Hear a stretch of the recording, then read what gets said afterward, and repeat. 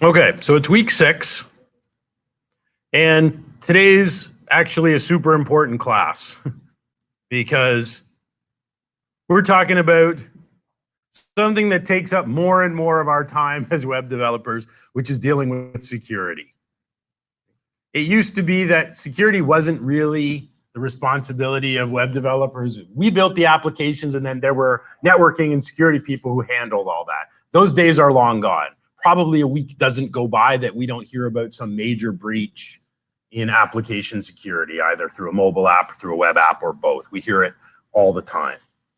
So it's become a bigger and bigger part of what we do, and we've gotten a fair bit of feedback from industry asking how much time are we spending talking about this, because they expect that you guys know sort of some of the best practices in terms of application security. So I'll just kind of give you a quick run through again, Stephen, kind of thinking back to your question, which I thought was a reasonable question. I don't generally make a lot of PowerPoint slides, but I thought maybe I'd throw a few things up here so at least you would have them to refer to. So I'll kind of walk through it, and then we'll walk through first at a high level what we're going to be doing, and then we'll do it together in a bit. Okay. So we're going to be using this library called ASP.NET Identity. This is Microsoft's security package for web applications. So it will handle a lot of the infrastructure for us. We don't have to do a lot of things manually. We'll basically want to integrate it, and we'll have to configure it. So there's a bunch of levels to this. So we've got, right now we basically have the top level and the bottom level. We've got our SQL server down at the bottom where we're storing information in our computer store, or like you have in your assignment. And then we have our web application on the top, and it might be .NET Core like we're using, might be traditional MVC, doesn't really matter. So then in between, we want to use some of the packages. So some of them are from the identity core. So that has to do with these classes for users and roles.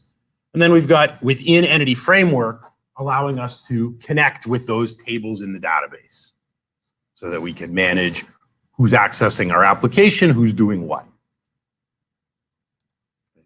I'll pull up this link. This is the primary documentation. This is actually a tutorial series on using ASP.NET Identity. I noticed a few people when they finished the quiz, because this link is on Blackboard. Here, this ASP.NET Identity, sorry, it's here's the tutorial, the .NET Core tutorial. So we're going to do some of this. It was updated fairly recently. Well, it was updated earlier this year. So how this works with .NET Core. So we're going to do some of this, but I'm going to try to simplify some of the things. We don't need to do all of this. One of the other things that identity includes, which we'll get into maybe today, we may be able to start with, if not, we'll do it in our class after reading week, is it also has support for external providers. So if we have time today, not only are we going to add like a register and log into our Control-Alt PC store, but if we have time, we'll also allow users to log in with their Google account.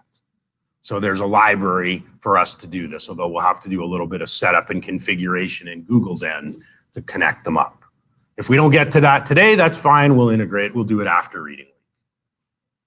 Okay, but the infrastructure is here. So the link to this whole tutorial section is here. It's fairly detailed. It's also in the slide. So one thing we should be very clear about, now we don't really get a quiz on today's lesson, but there might be some, I'm still going to ask some questions about today's topic in the midterm. It's still fair game. Okay? So here's one I guarantee you is in the pool. Authentication versus authorization. We're going to do both. Really important to know the difference. They're related, but they're not the same thing. What is authentication and what is authorization? So authentication is, I guess, you are who you say you are. Authorization is, but you still don't have access. Right, okay. So authentication is the first level of security. It's around identity. Who is this user that wants to use our application? Authorization is the second level, and some applications only have authentication. There's people who are anonymous and there's people who are authorized, people who authenticated, and that's it. There's no different levels. Authorization is once we know who you are, what are you allowed to do in the application? So here's kind of the traditional model. This is using a bit of an older .NET class called the principal. So authentication is around your identity. Who are you? Usually based around a username, an authentication type, which might be we're authenticating with our own database, so a list of usernames and passwords. It might be we're authenticating with an external provider like a Google or a Microsoft account. And then once we know who you are, then we can look at what roles do you have and what are you allowed to do.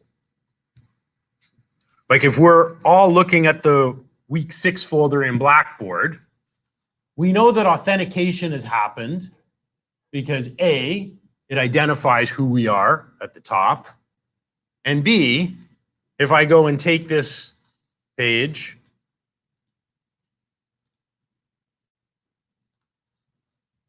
and go to a private browser and try and access the same URL,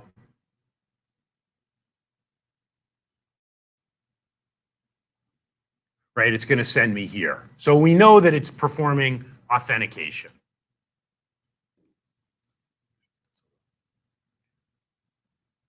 But if we're looking at the same page, I have a different view from you. What do you see in my version that you can't see in your version of the same page? What's one thing? Navneet? Okay, right, I've got edit mode. Arya, you were looking at something else?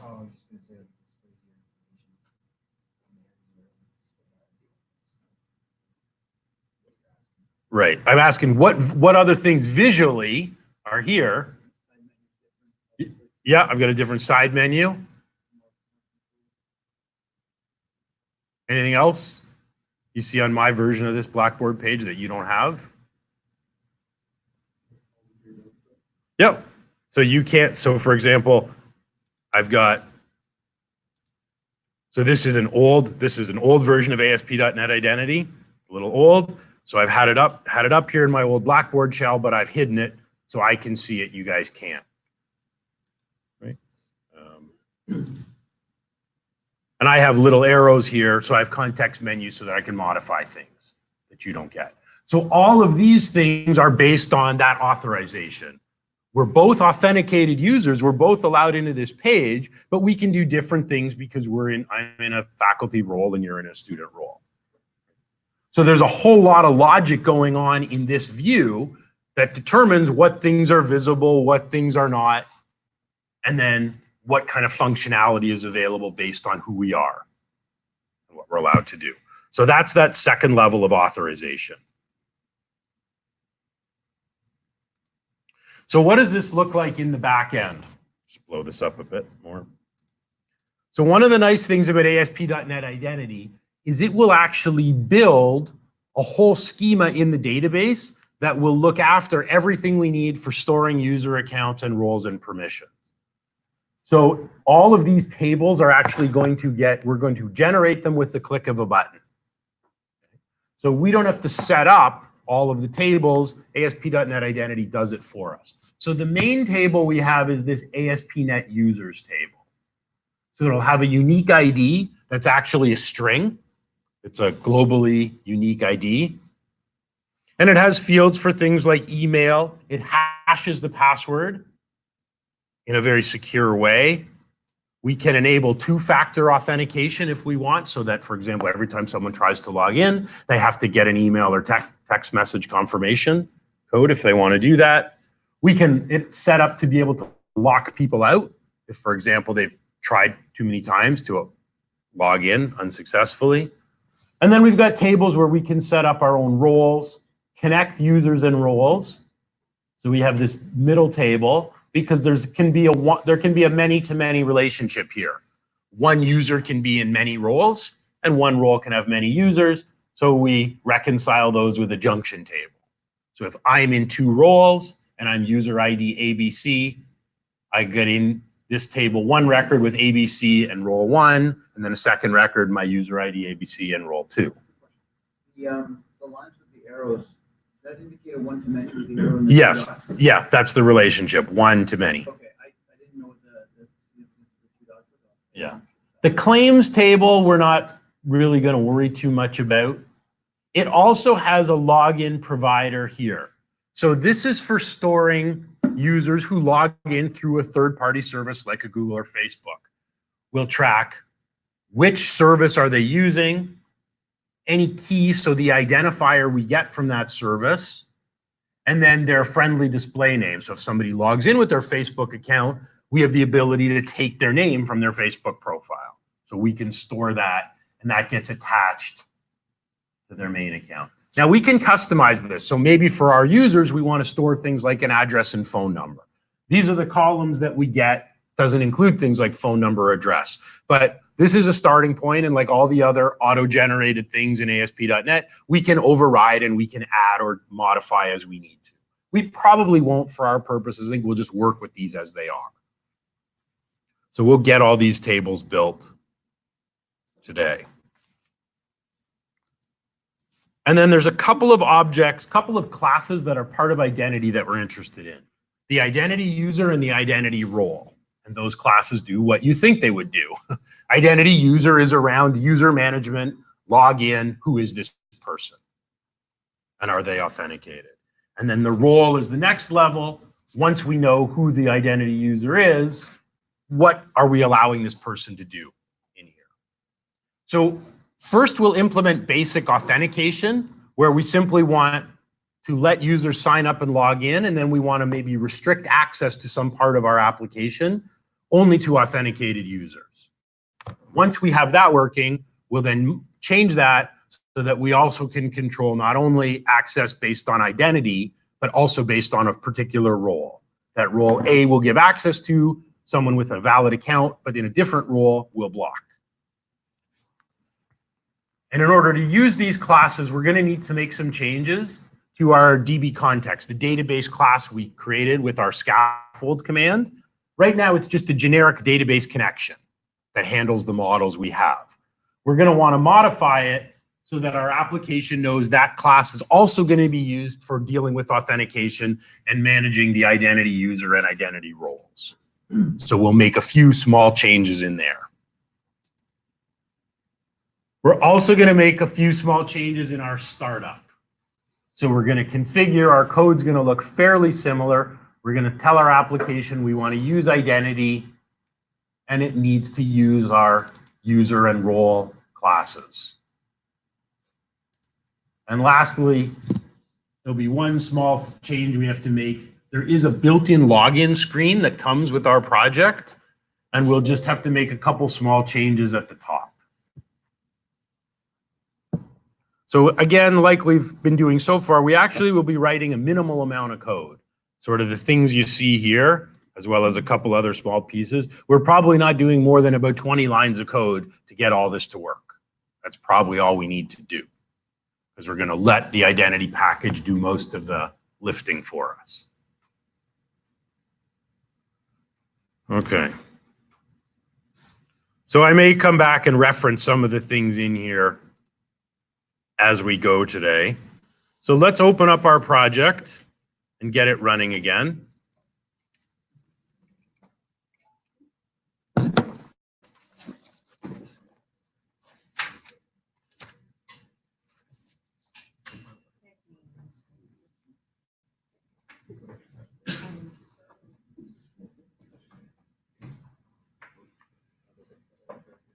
Elderly woman. What I was going for. Thank you.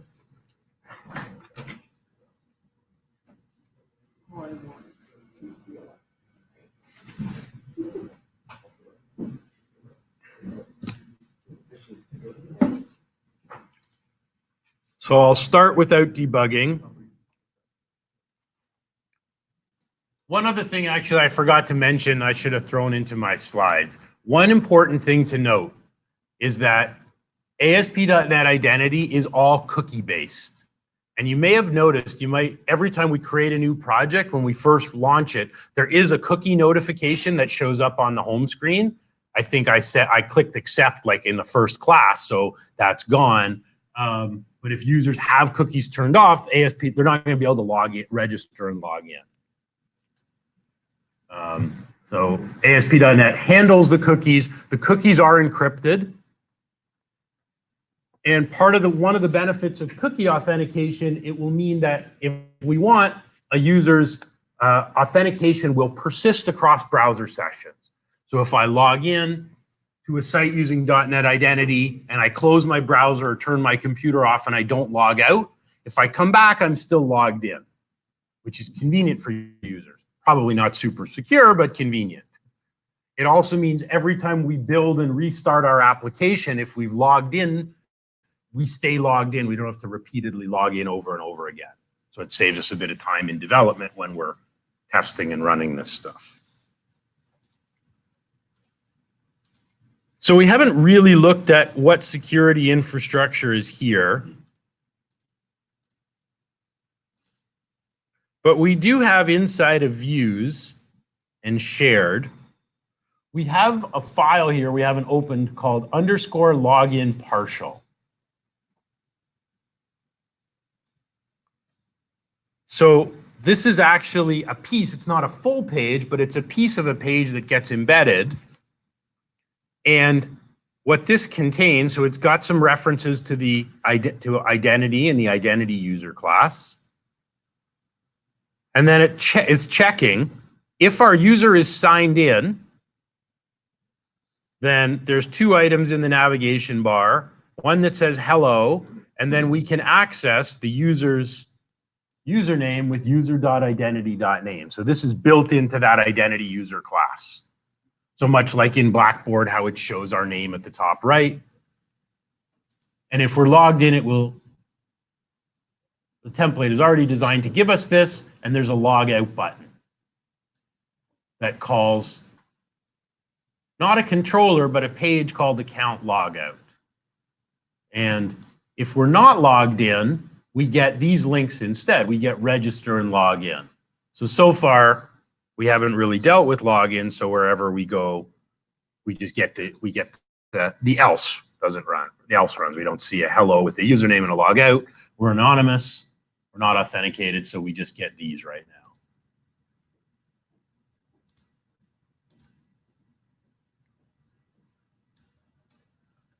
So we also have this little section up here, we've never looked at it, called areas.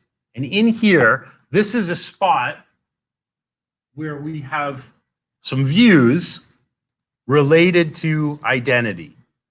And what's interesting here is this is in a section called pages. So this is just kind of a template file. So Microsoft has separated out any of the pages to do with identity. They don't use the MVC structure. They're just simple web pages. So there's two parts. There's the view, which has our familiar CS/HTML file. And any view we create, all the code happens in a separate file with a .cs extension. So that code still gets compiled, but it's not using models using controllers. Just front-end code and back-end code. So I'm not going to create one. So it basically provides all of the pages we would need for doing everything to do with security. I'm not actually going to go through and create a page, but I just want to show you what things are available to us. So let's say I want to build my own custom sign-up page. I'd go into the areas, identity pages, and right-click and choose Add a new scaffolded item. And if I chose identity, here are all of the page templates that Visual Studio gives us. So we could create our own custom forgot password page, or if we want to reset password. If I chose one of these items, it'll automatically give me sort of a template functioning page with any of these. So I don't have to build any of this stuff from scratch. So we've got, a login with a recovery code. All of these things are actually functional. So you could add any of them to the project and use them, which is great because this is a ton of work. Imagine how much work it would be to add even, a third of this functionality from scratch. Whereas you can just pick these templates and add them. Is it just one option? You pick one? No, you could pick them all. I'm saying, are they all individual? Yes, they would. Yeah. So anything. So let's say I wanted. I'm not going to go through and complete it, but if I wanted a change password and a forgot password confirmation and set password and reset.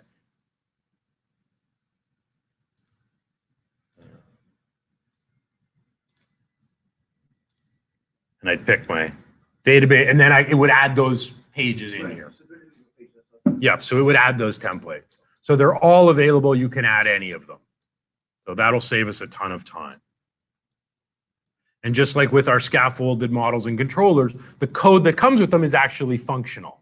You don't have to write it all from scratch. It gives you all the code that works with ASP.NET Identity, and then we could customize it as we wanted to.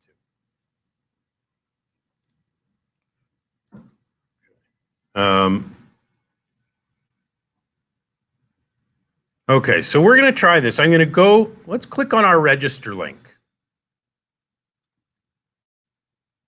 And I'm just going to open up here's my database right now, my Control-Alt-PC database. So I've got my 5 tables that we set up back several weeks ago. So what I'm going to do is I'm going to try to register. So I'm going to create one admin account. Now notice the way this works. If I put in like a username of admin, it has some built-in validation already here. My username's got to be an email address. And my password has to be at least 6 characters.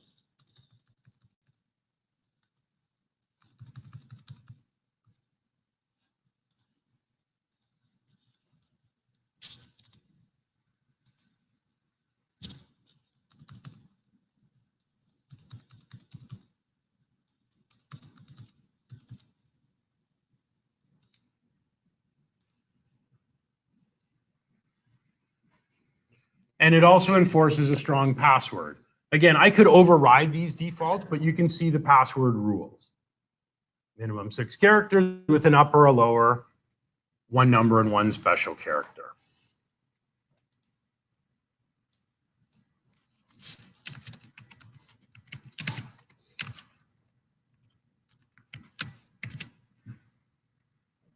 So try to register. Guess would help if I put in the same password.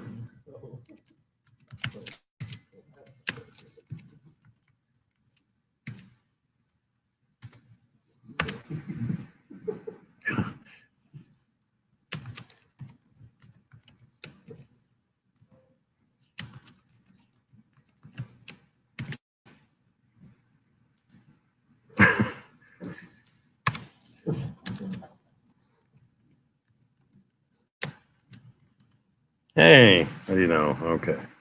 So I'll try and register. Let's see what happens.